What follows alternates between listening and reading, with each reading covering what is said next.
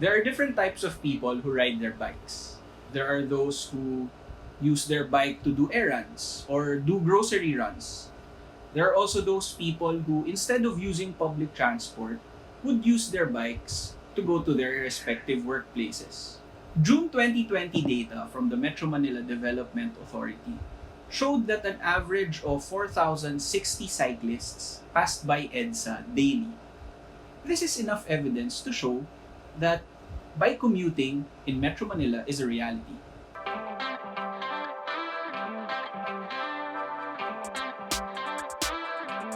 Hi everyone, this is Joel Boncodin coming to you from Casa Santiago.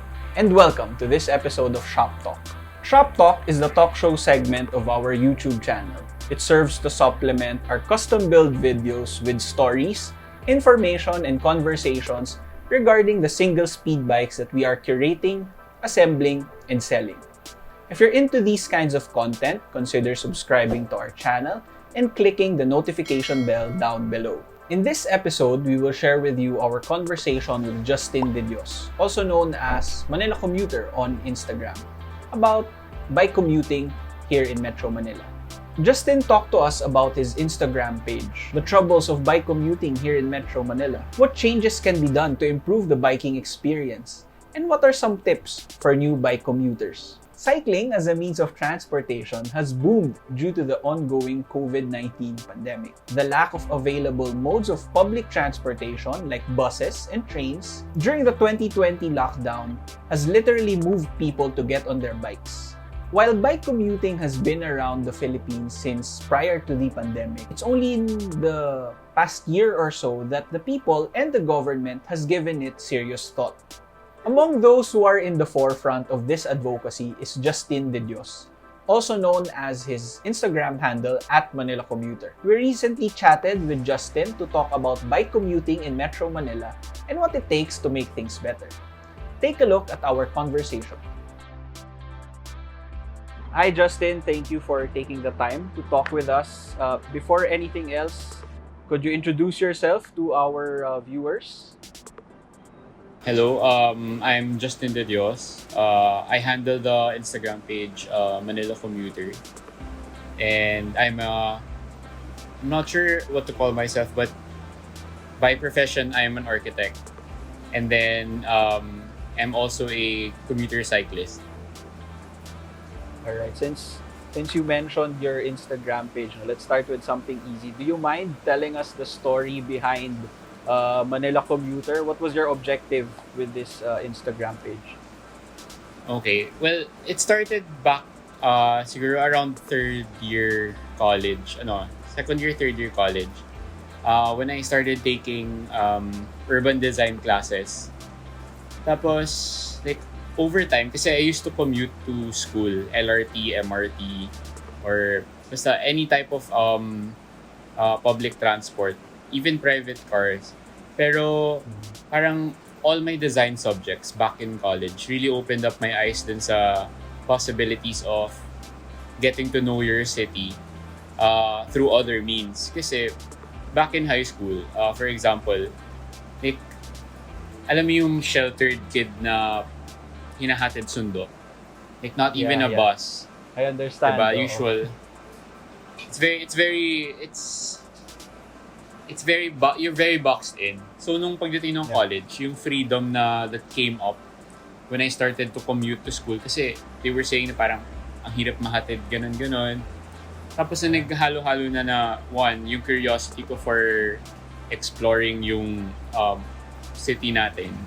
And then nasama pa na most of my subjects at that time generally focused on urban design, urban planning, anything related to yung built environment. So, from then on, na-start na yung curiosity ko.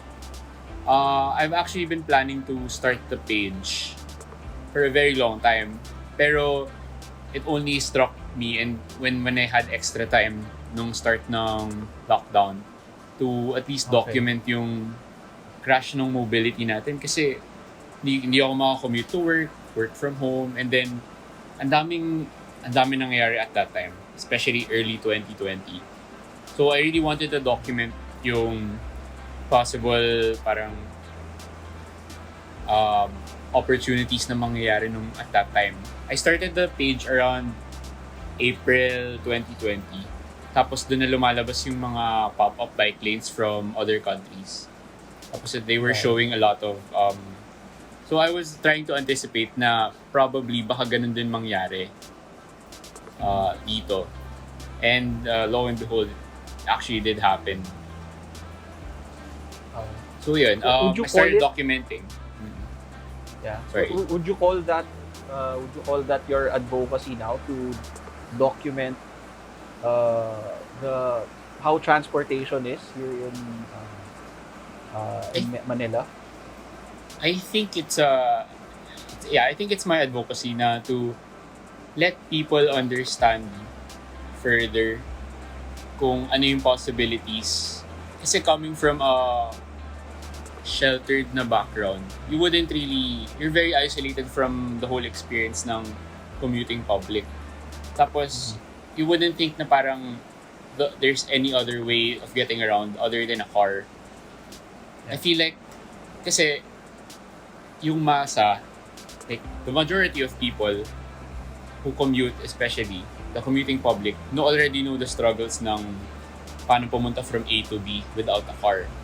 Pero I think malaking part ng possible change natin when we speak of parang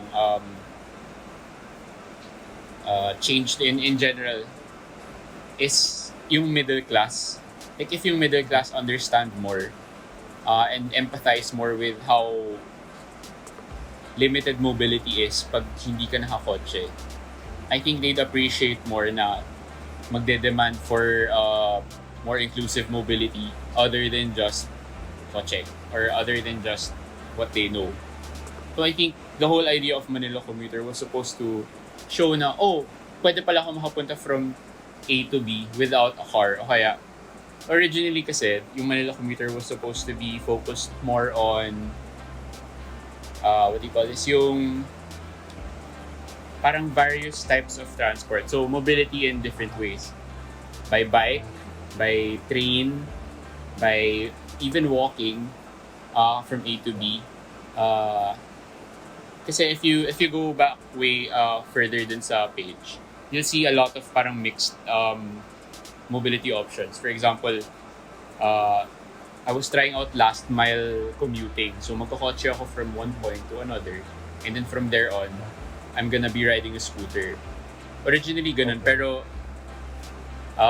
I couldn't showcase it too much kasi nga work from home yung setup, etc. So I think yun basically yun. Manila Commuter is supposed to help other people understand na there's more to mobility than just cars. So later on dun sa history ng Manila Commuter, ang naging focus na lang now is bike commuting. And then you said yourself you're a bike commuter. How would you describe the experience of using your bike in Metro Manila to go from point A to point B? Ano yung pros, ano yung cons? Okay, I think I started bike commuting around mga fourth year college. Tapos, it was very difficult, obviously, kasi we barely had any bike lanes anywhere. So, you really do feel vulnerable. And then, I stopped bike commuting from college until yung mga first few years ko of working. And then, around late 2019 to early 2020, I started bike commuting again. So, yung usual route ko would be QC to Capitolio, Pasig. Back then, sobrang hirap mag-commute ng rush hour na nakabike. Literally everywhere, like gridlock, kalaban mo yung motor. Tas wala talagang respect for cyclists kasi you're the smallest person dun sa hierarchy ng road users. So I feel very difficult siya. Kaya ang talagang naiiwan lang back then na nag-cycling commute is yung mga Shimanong, yung mga malalapit lang yung kino-commute, or yung mga talagang hardcore cyclist lang back then. So, I really feel like mahirap yung transition nun. So, obviously, kagaya ng sinabi mo, no, we're leagues behind more bike-friendly cities like Copenhagen or Amsterdam. Yung focus ng transportation sa atin is more four-wheeled or de makina. No? Sa tingin mo, what do you think are the steps that should be undertaken to improve the bike commuting experience here in Manila? I think the first step has already been shown, or at least it's already represented. We have people who have who have been working very hard over the past year, basically, to push for mobility to be introduced to everyone na hindi lang limited nga to cars. For example, sila Kesha, sila Robsy of Pasig Transport. I think they're leading the way or paving the way for a more accepting public, or a more accepting public to alternative ways of transportation. As you can see, diba, pag kunyari, you just check online, when you see kung gaano ka-hostile yung mga tao around dun sa mga sinasabi nila about bike lane, parang yung mga bike lane harang lang yan, etc., etc. Pero in reality, they're slowly transitioning na to understand na not everyone can afford a car, o kaya not everyone can take public transport, especially considering gaano yung kalala yung dangers natin when taking up routes like this. Yeah. Lalo na ngayon, no, na merong pandemic. We just can't go back to yung siksikan sa bus, siksikan sa train, no. There's really a need for us to look into other forms of transportation. Sa tingin mo, if people embrace active transportation, let's say, sige, sabihin natin focus tayo sa bike commuting. If people or if admin or government will make improvements in the bike commuting experience, how would this affect us, no? Not just in terms of transport or mobility, but in terms of, for example, climate or the economy, etc. I think having more focus on human-scaled na transport would greatly benefit yung smaller economies found in the city. For example, kasi if you commute by car, the range of your commute, or at least yung reach mo. For example, kanya you live in Quezon City, when you go out to, let's say, your favorite coffee shop, sometimes, usually, diba, yung coffee shop na yun nasa Makati, o kaya nasa more affluent areas, nga Ortigas, ganun.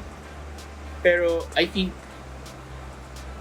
one thing na the pandemic did nga was to activate local businesses.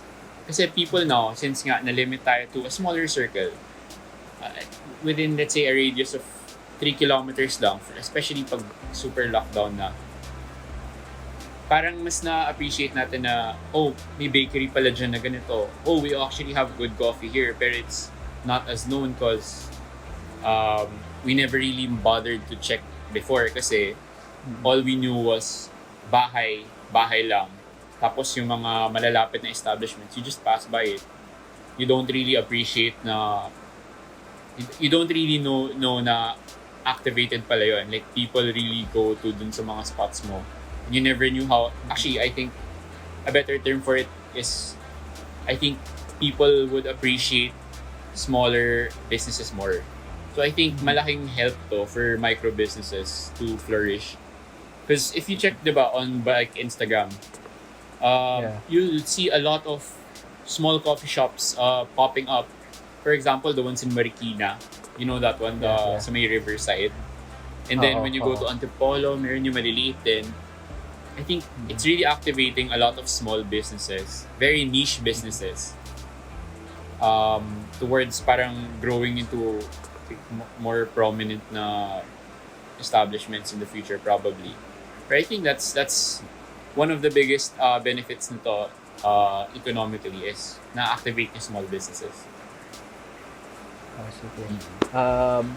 I guess my last question for you is, do you have any tips for those who want to start bike commuting or those who are new to cycling on the road?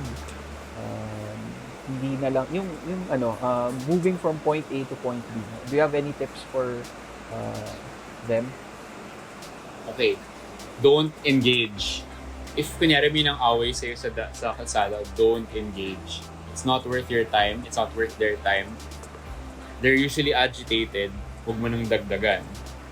Pero I think little more understanding with one another, both for cyclists and other road users as well.